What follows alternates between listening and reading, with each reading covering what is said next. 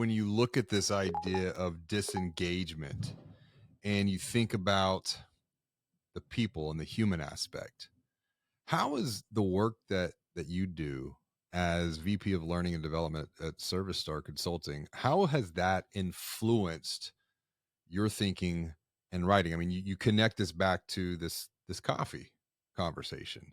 What have you seen along the way that has really been like, I'm starting to see these patterns and there's an opportunity here that we might not be thinking about at a macro level?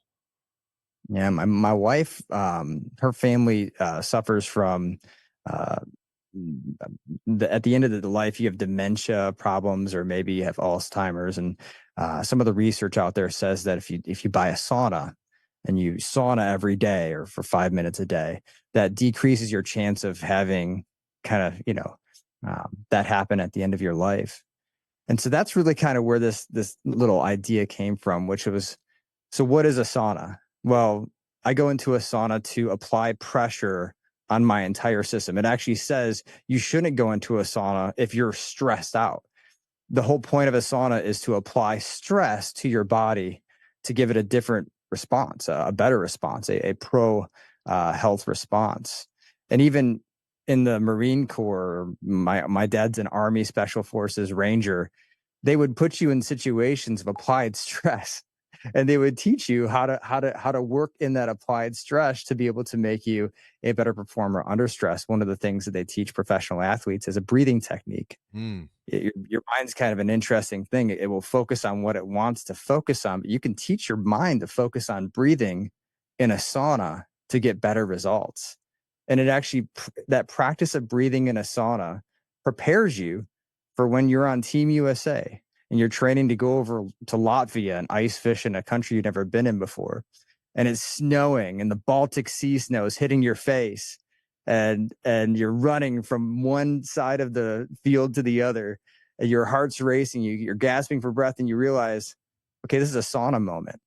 And so just like athletes prepare, just like the military prepares with applied stress, this application of pressure in the workplace has meaning. Like there's science that backs up that with more pressure, more gets done. And with less pressure, less gets done. There's science that backs up that pressure at every stage of the hierarchy is important to actually have a team be realized as a self-actualized team.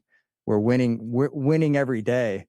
It's like a well-oiled machine. You can kind of take your hands off as a manager. So it's funny. We started the conversation with some managers think they need to back up off their team, when really it's through applied pressure that allows you to create autonomy for your team, where you can actually back up off the minimum expectations that are required on a team when you're at the apex of the hierarchy. well, it sounds like what you're talking about is resiliency here. And if I think about your sauna example, I'm going to go to the opposite end of the temperature spectrum. Let's talk cold plunge therapy. And there's a gentleman, Wim Hof. I'm not sure if you're familiar with Wim Hof. You're talking Yeah. about Oh, yeah. breathing. I've actually been employing the Wim Hof method now myself for almost 18 months. I have an autoimmune condition, and it just so happens that I've been able to find really good management through breath work, and then the cold therapy.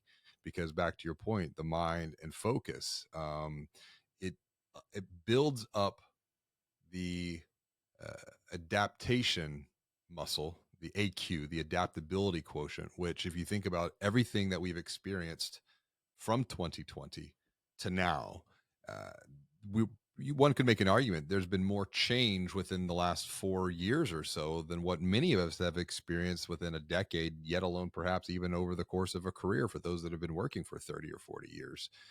Yeah. When you look at this hierarchy of team needs, what are they, practically speaking? Because you reference Yeah. Maslow here.